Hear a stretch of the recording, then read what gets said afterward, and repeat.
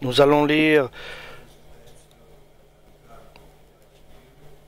du Nouveau Testament, le livre selon Saint Luc, l'Évangile selon Saint Luc, chapitre 15 et verset 11. L'Évangile selon Saint Luc, chapitre 15 et verset 11. Jésus dit encore, un homme avait 2 fils. Le plus jeune dit à son père, « Mon père, donne-moi la part de notre fortune qui doit me revenir. » Alors le père partagea ses biens entre ses 2 fils. Peu de jours après, le plus jeune fils vendit sa part de la propriété et partit avec son argent pour un pays éloigné. Là, il vécut dans le désordre et dissipa ainsi tout ce qu'il possédait. Quand il eut tout dépensé, une grande famine survint dans ce pays, et il commença à manquer du nécessaire. Il alla donc se mettre au service d'un habitant du pays, qu'il envoya dans ses champs garder les cochons. Il aurait bien voulu se nourrir des fruits du caroubier que mangeaient les cochons, mais personne ne lui en donnait. Alors il se mit à réfléchir sur sa situation et se dit, « Tous les ouvriers de mon père ont plus à manger qu'il ne leur en faut, tandis que moi, ici, je meurs de faim. Je veux repartir chez mon père, et je lui dirai, mon père, j'ai péché contre Dieu et contre toi. Je ne suis plus digne que tu me regardes comme ton fils. Traite-moi donc comme un de tes serviteurs. » Et il partit chez son père. Tandis qu'il était encore assez loin de la maison, son père le vit et en eut profondément pitié. Il courut à sa rencontre, le serra contre lui et l'embrassa. Le fils lui dit alors, « Mon père, j'ai péché contre Dieu et contre toi. Je ne suis plus digne que tu me regardes comme ton fils. » Mais le père dit à ses serviteurs, « Dépêchez-vous d'apporter la plus belle robe et mettez-la lui. Passez-lui une bague au doigt et des chaussures aux pieds. Amenez le veau que nous avons engraissé et tuez-le. Nous allons faire un festin et nous réjouir. Car mon fils que voici était mort et il est revenu à la vie. Il était perdu et je l'ai retrouvé. » Et ils commencèrent la fête. Pendant ce temps, le fils aîné de cet homme était au champ. À son retour, quand il approcha de la maison, il entendit un bruit de musique et de danse. Il appela un de ses serviteurs et lui demanda ce qui se passait. Le serviteur lui répondit, « Ton frère est revenu, et ton père a fait tuer le veau que nous avons engraissé parce qu'il l'a retrouvé en bonne santé. » Le fils aîné se mit alors en colère et refusa d'entrer dans la maison. Son père sortit pour le prier d'entrer, mais le fils répondit à son père, « Écoute, il y a tant d'années que je te sers, sans avoir jamais désobéi à l'un de tes ordres. Pourtant, tu ne m'as jamais donné même un chevreau pour que je fasse la fête avec mes amis. Mais quand ton fils, que voilà, revient, qui a dépensé entièrement la fortune avec des prostituées, pour lui tu as fait tuer le veau que nous avons engraissé. » Amen. Amen pour la parole du Seigneur. Ici nous voyons un père et ses 2 fils, un aîné et un plus jeune. Les 2 enfants ont grandi dans la maison du père, dans l'amour du père. Ils sont héritiers des biens du père. Tout ce que possède le père est à eux. Ils sont les enfants héritiers. Tout appartient aux enfants. Dans le même entourage, dans la même maison, dans le même enseignement, avec un Dieu. Mais quelle différence entre les 3. Chacun a sa personnalité. Et tout dépend du cœur de chacun, chers frères et sœurs. C'est le cœur de chacun qui fait la différence. Le cœur du plus jeune désire de connaître le monde. Il désire, il convoite le monde, connaître le monde. Il jalouse les bienfaits de ce monde. Le grand, l'aîné, est dans la maison du Père. Il n'a jamais abandonné son Père, mais il n'a pas le cœur docile du Père. Et comment cela se révèle? Il se met en colère facilement. Et le Père voit tout cela, mais il ne sait pas quoi faire. Il ne peut rien faire. Ça, c'est la faiblesse du Père qui aime ses enfants. Qui malheureusement, il ne peut rien faire dans ces cas. Et il voit la catastrophe arriver et il ne peut rien faire. Il sait que le chemin du Seigneur est tout droit, est une ligne droite.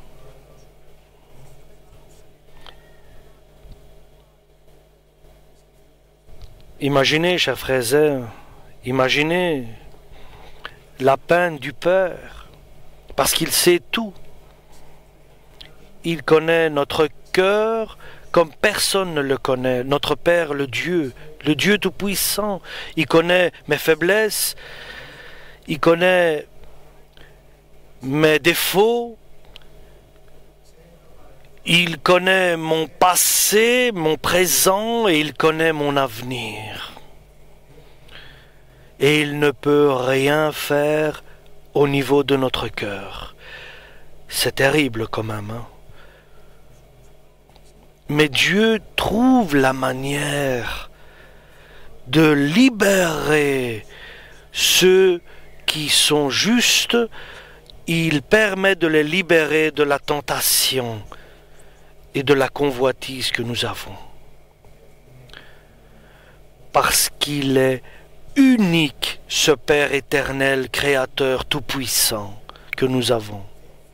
Certainement que là, il ne peut pas intervenir immédiatement, mais il a une arme, sa parole, qui, par sa parole, il peut tout faire. Et il a encore une autre arme, la force du Saint-Esprit. Alléluia!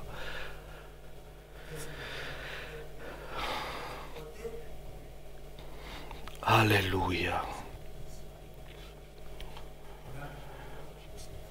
Et voilà, maintenant le plus jeune, il veut le monde. Il veut essayer le monde. Et pour bénéficier du monde et passer du bon temps dans le monde, il va chez le Père et il demande sa part de son héritage.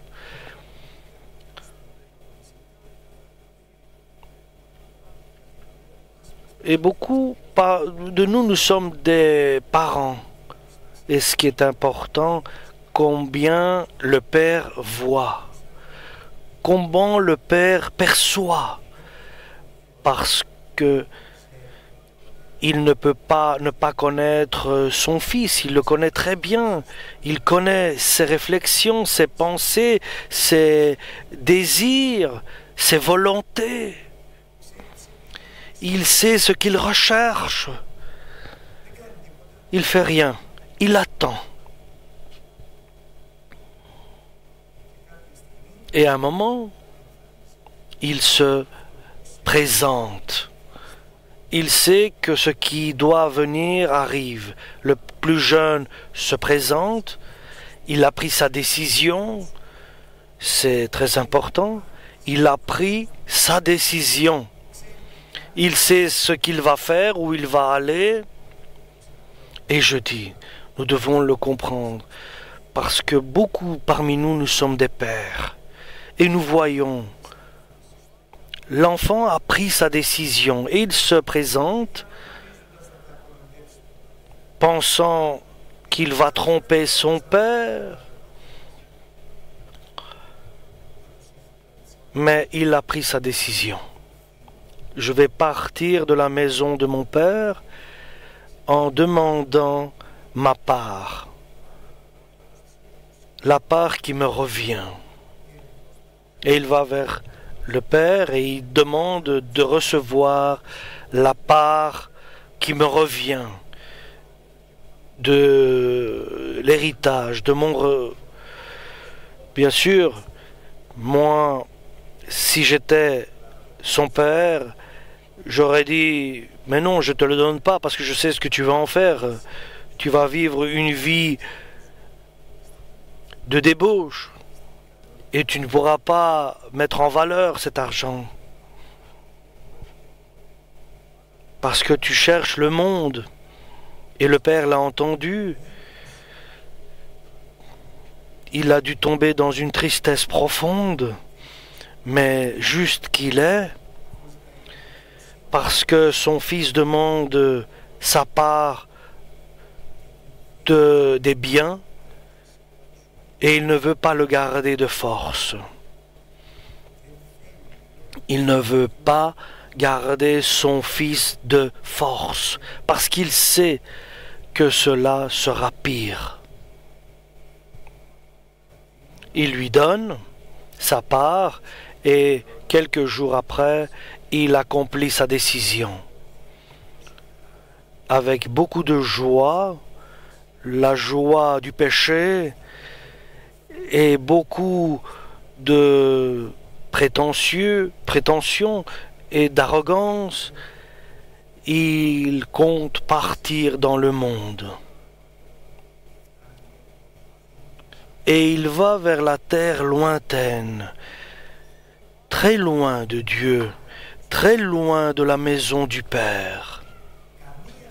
Aucune relation, je peux dire, pas de téléphone, pas de lien, pas de contact. Il a pris la décision de prendre sa vie en main. Et le Père l'a permis. L'a permis, le Père, parce qu'il a considéré que cela est juste. Et cela peut apporter de bonnes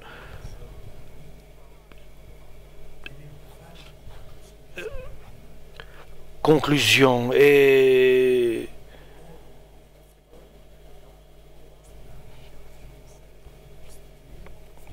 cela n'est pas facile. Il pense qu'il y aura un résultat qui va se changer. Au début, il était joyeux, il bénéficiait de tout ce qu'il avait. Et bien sûr, le diable lui a offert ce qu'il désirait. Et autant plus qu'il bénéficiait du monde, sa richesse s'épuisait, ses biens s'épuisaient, jusqu'au moment où il a tout perdu. Rien ne lui est resté de tout ce qu'il avait reçu de son Père. Rien, ni grâce, bonté, rien de tout cela ne lui était resté. Rien du tout.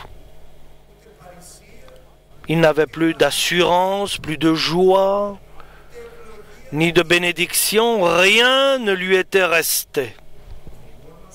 Et tout seul, il cherche à trouver une personne pour qu'il puisse être aidé. Et il l'a trouvé. Et nous remercions Dieu parce qu'il est vivant et qu'il voit tout cela. Imaginez s'il n'y avait pas... Notre Père est vivant, il n'est pas vieux, il n'est pas mort, et il ne mourra jamais, il est éternel, et il aura toujours son regard vers nous, et il nous attend, il patiente, il nous aime. Et il voit une personne, le fils aîné, le plus jeune voit un homme et il lui dit j'ai faim. Et il lui dit tu veux du travail? Oui, j'ai un champ et j'ai des cochons là-bas. Tu peux aller les garder. Ça, ce sont les travaux du monde. Ceux qui partent de l'Église de Dieu et ceux qui partent de l'Église, ils vont toujours directement dans le péché. Et ils vont dans des endroits qui ne sont pas chrétiens dans le sens du péché. Et il voulait manger des caroupes, de la nourriture qu'on donnait aux cochons, mais personne ne lui en donnait à lui. Et il voulait se nourrir de ces caroupes.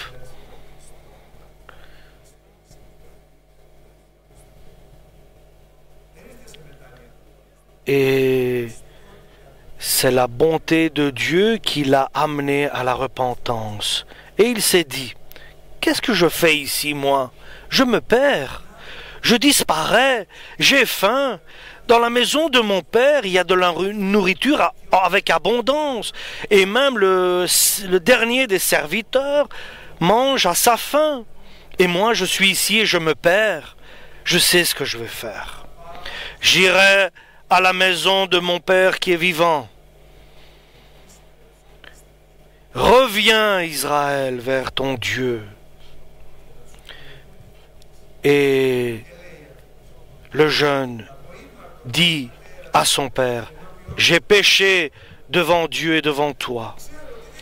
Je sais que je ne suis pas digne d'être appelé ton fils. Fais de moi un de tes serviteurs ici, comme ça je puisse manger à ma faim. Et il a pris une ferme décision. Et cette décision, elle est bonne. Le retour vers Dieu est bon. Il faut revenir vers notre Dieu. Ça, c'est le salut. Et il est certain que notre Père est vivant éternellement et il nous attend. Parce qu'il nous aime d'un amour éternel. Il faut que nous puissions en prendre conscience de cela. Alléluia. Il vit. Il est éternel. Alléluia. Et il nous attend chaque jour, chaque moment, chaque instant. Il nous attend. Et selon qu'il approche de la maison, le plus jeune, et il a dans sa bouche les paroles que Dieu lui a mis à dire à son père, le père le voit de loin et il court et l'embrasse. Il le prend dans ses bras et il commence à l'embrasser. Alléluia. Et nous savons qu'il n'était pas propre. Il était avec les cochons.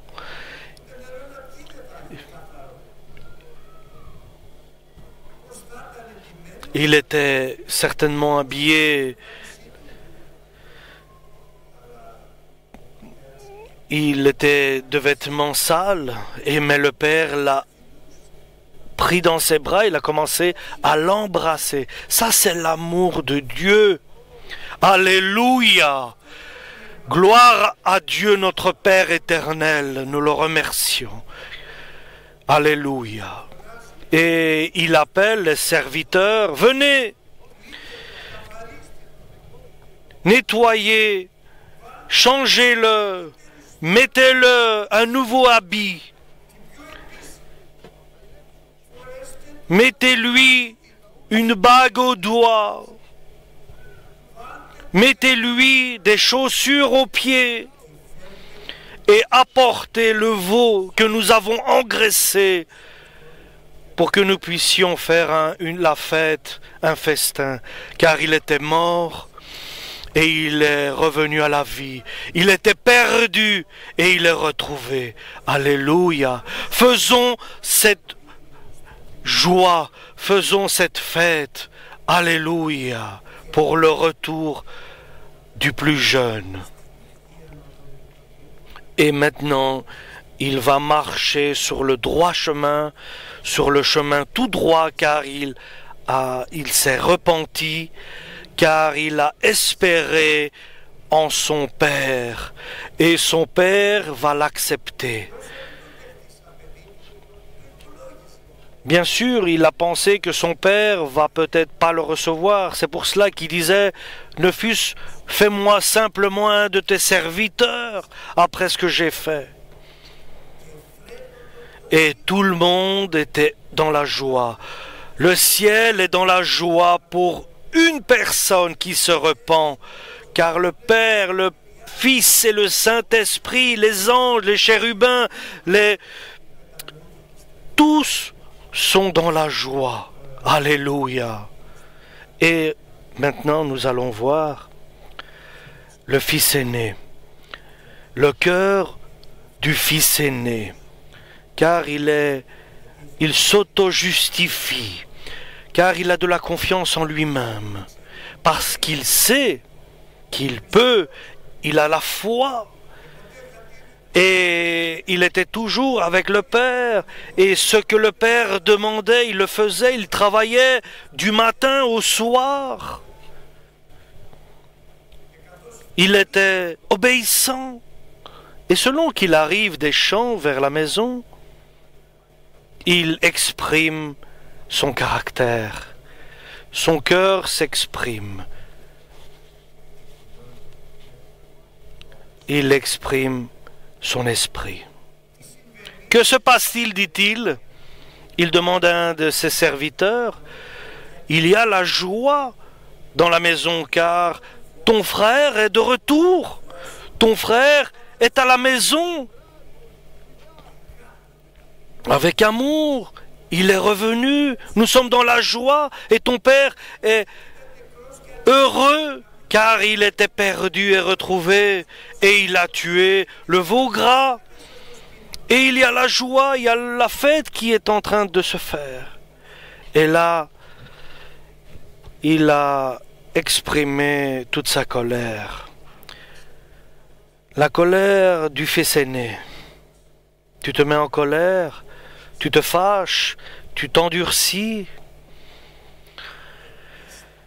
Reviens, Israël, adoucis ton cœur, ne te mets plus en colère. Le plus jeune est revenu du mauvais chemin, mais toi, pourquoi te mets-tu en colère et tu n'as pas de la compassion pour ton frère qui est revenu? Et il ne voulait pas rentrer dans la maison, et le père sort et insiste et demande à son grand-fils d'entrer. Et il dit, toutes ces années, je travaille pour toi. Et aucun ordre j'ai contrevenu.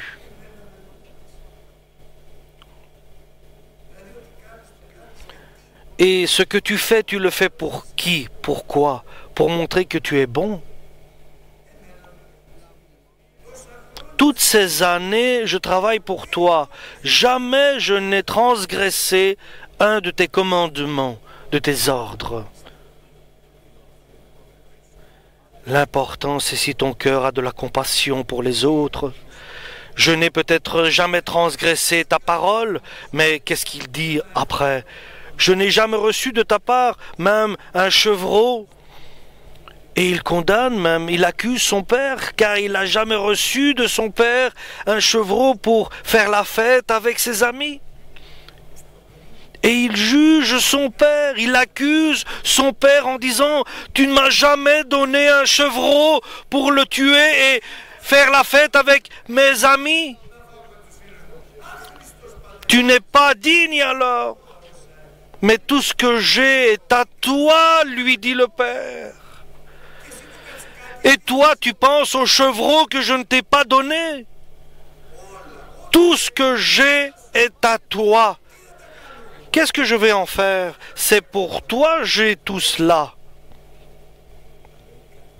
Mais le cœur dur du fils aîné, qui est tordu, qui voit sa personne comme quelqu'un de maître, qui est parfait, je n'ai aucun défaut.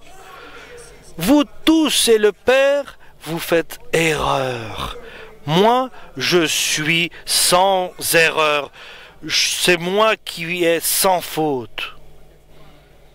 Et le père insistait, mais viens, entre, ton frère est là, il est revenu, il s'est repenti, il est revenu, Viens, sois dans la joie. Quel frère, il dit? Lui qui a mangé tes biens avec des prostituées, mais lui, il s'est repenti, et il est revenu repenti, il est revenu saint, pur. Et ici, c'est l'important, chers frères et sœurs. Lui, le grand fils, il paraît qu'il ne serait pas rentré dans la maison du Père.